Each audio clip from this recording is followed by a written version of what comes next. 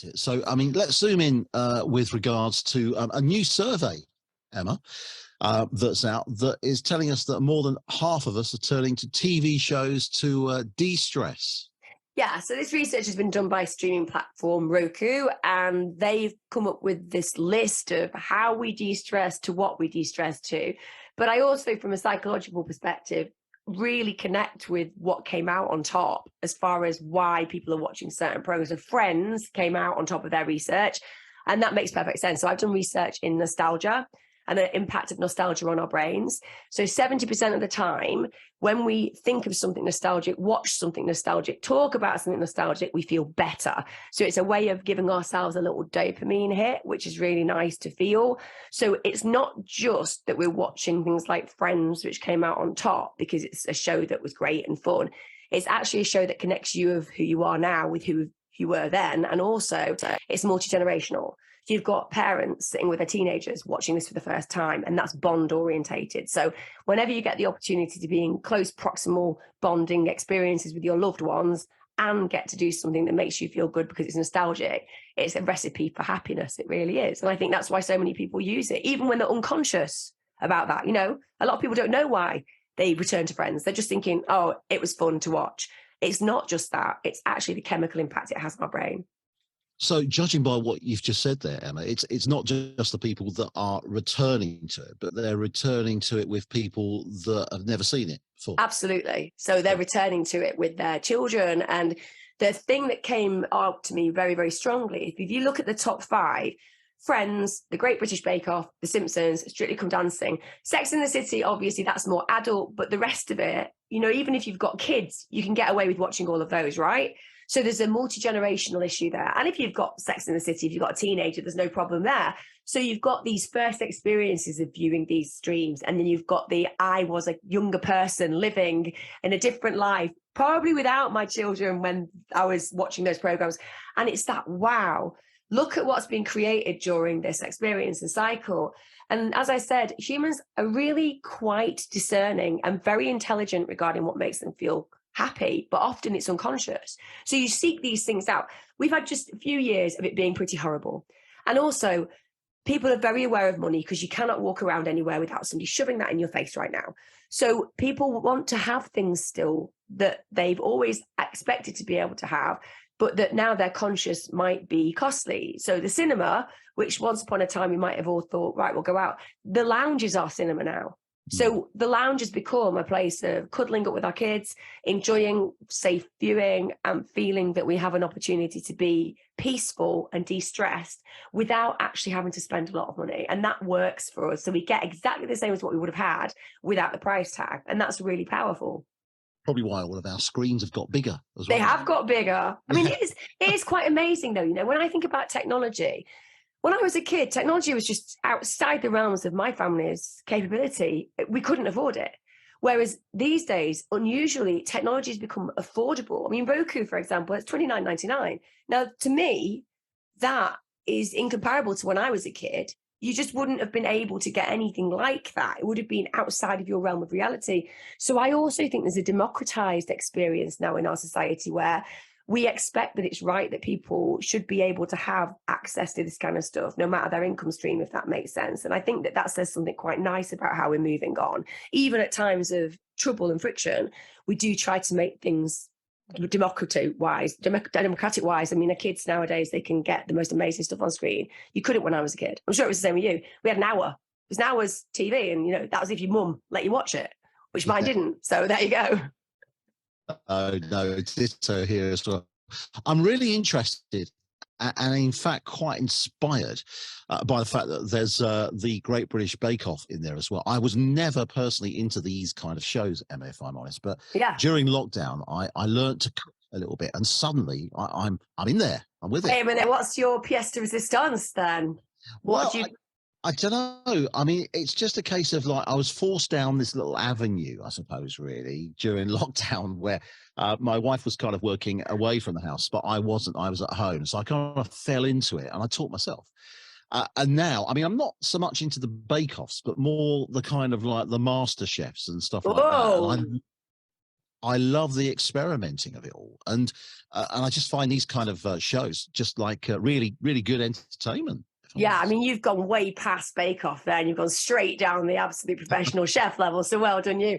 The thing about baking or cooking is it's called informal mindful practice. So it's a process without necessarily being that conscious of it that takes you away from the stress of the day. So we advise people therapeutically, if they're struggling with stress, to do things like bake. Now, we get a very similar connection when we watch other people bake. So actually, you get a very similar mental process, that same kind of zoning into what others are doing and watching the way that their hands are moving, the way that things are being whisked, the beautiful product in the end. There's a really powerful psychological experience there. So you're absolutely right. You were drawn into it. And then you did something really profound, which is you actually decided to go and do something very unexpected, I suppose, for you until then, which was to become good at that stuff. So TV and the Bake Off, I think we love because of the fact that there's jeopardy. We like a bit of jeopardy. We don't necessarily want everything to work out. And it's the same with MasterChef. You watch those programs and you look at something, you think, yeah, it's not going to work. That's not going to work. Greg's not going to be happy with that at all. And you're invested in the relations. You're invested within who you feel should be the winner. So all of that, brain-wise, there is so much going on, from connections with the people and characters that we like, from the jeopardy that we experience because we're concerned about the fact that somebody isn't getting the result that they want, to the feeling that it's injustice because the person that we definitely think should have won because that steak was brilliantly cooked. You know, we get all of those feelings. And like I said, at a time where we're not necessarily going out because the dark nights are coming in, we've got Christmas. We like to invest a lot in Christmas in the UK. So therefore, we're also aware of money. Things like TV shows or streams that are film orientated and taking us back to our roots, or watching Elf for the 56th time, which is what I'll be doing. They just hold us and also remind us of our, I suppose, gratitude. And I think that we are a nation of people who, even when the chips are down, we're quite grateful for what we've got. And I think those moments cuddled around the fire, if you've got a fire, I haven't, mine broke, and I'm kind of taking that as an option not to get the gas repaired so that I can just, cut down on the bills. But I've got my heated blanket and we all sit and cuddle on the sofa. It's such a nice experience. And it's just something that has changed because, like I said, in the days gone by, TV was served to you. If you didn't like it, it was your problem. Now that's not the case. You look at something like Roku and you go on, and if you don't like it, you don't watch it.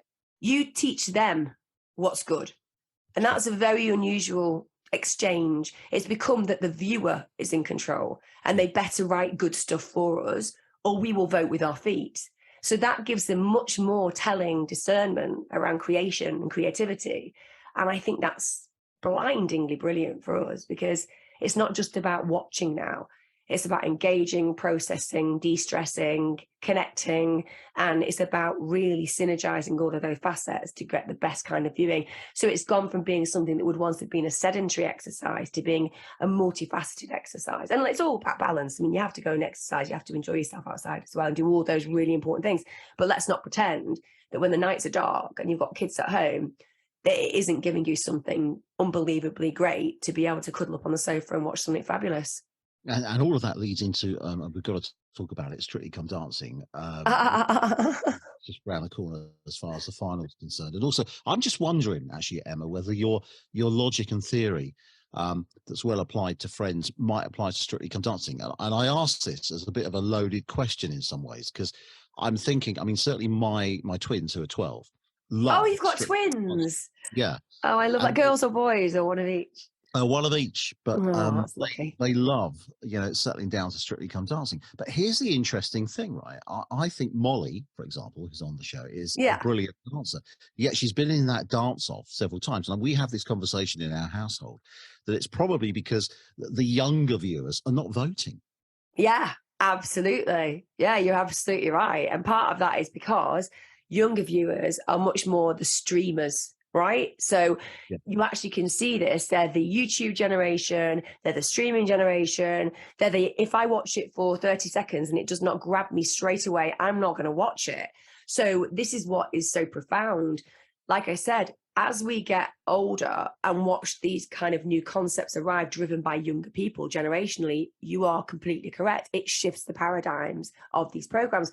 So Strictly is definitely, I think, more older generation orientated. But what you've done there is you've done something special, which is you've got your girls to associate Strictly Come Dancing with you. It's with you. So it's their experience of family exchange and the joy of being with parents. That's powerful.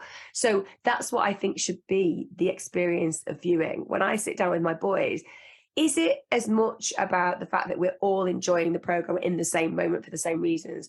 Or is it actually that what we're doing is just really enjoying being together? And whenever we go on a holiday, we always pick a stream, and we literally every single evening we watch a stream together. And we have to like kind of be quite judicious, because we'd be like, let's watch another one. Let's watch another one, because that's another great thing. You can have it all served to you at once, can't you? But we do it because it's our special thing. And I think that probably what you're doing for your children is you're saying, you know, sometimes it isn't immediate gratification. Sometimes you have to invest in that gratification. And that's a really special lesson to teach them. They watch that because they love you. And then they learn to love the program, because it's like, oh, yeah, actually, this is about real talent. But you're right. That's why they're not getting voted for, the younger ones. That's why all the ones who look like idiots when they're dancing get voted for. You know, they get voted for because of the fact that we feel sorry for them. And we're like, oh, we'll give somebody like Bez, who was on the ice program, the Dancing on Ice program, a vote, because I want to see him in that helmet again. You know, at the end of the day, we do it because we're quite lovely humans as well. Yeah, I mean, that's a really good point about listening, or rather watching TV together, isn't it? Because I think, maybe we're kind of like not the norm here, Emma, you and I, because I think there's a lot of families out there where, the children typically, perhaps when they hit their teens, they're off to their bedrooms streaming what they want to watch. But there's something really comforting about doing it together, isn't it? Oh, absolutely. In fact, that was one of the big things that came out in the Roku research. It was very much about the fact that people relate to the togetherness and the togetherness it presents. And I say to any parent, and I've worked in family work, for many years in the past. One of the things that I've always noted, and when I write about these things as well, go and sit with your child in your room. If they're in the bedroom watching something, go and sit with them, figure out what it is, get involved and invested, because it's a relational experience that otherwise you'll not have. And secondly, how do you know what they're becoming, what their tastes are like, who they're formed by, unless you're in that? So I constantly, and I mean this, I've got teenagers, I walk upstairs, I go and sit in their bedroom, and I watch whatever they're watching. And sometimes I'm introduced to a whole new world of joy. Sometimes I'm like, how is my son enjoying this? But I watch it, and it's amazing. After you do that for a while, you'll be like, oh, no, I actually do think that I like this. Suddenly I'm watching The Boys, a little bit violent, but I'm kind of liking the characters. So there are these opportunities that they've taught me, and togetherness is what underpins it. And like I said, for anybody who wants to feel good about life, even if you're not watching something, think of something in the past that made you feel good. Like, nostalgia helps us to feel really good. You can control some of the way that your mental wellness is by literally sitting down every day and thinking of 3 things that were really profoundly important to you, because it makes you feel good. And, as we get older, we learn those tips and tricks, but younger generations, I don't think they're taught that. And it can make such a difference. And also, I think back in the day, we used to be afraid that screen time was kind of going to be something that was problematic. But now, because it's so interactive, it's so evocative, it's so character-based, it's so multifaceted, you kind of gain a lot more these days from watching things on the TV, because it's not the stuff that's served to you, it's the stuff you choose because it stimulates you. And that's a really great thing. Sure. If someone's listening to this, Emma, and they're thinking they want to find out a little bit more about the survey results or about Roku or All About, where could you kind of like put them towards? Yeah, you can just go on roku.com and it'll all be there. And the most important thing for me is, like I said, I have worked in my marginalized communities for many, many years, and I like affordability.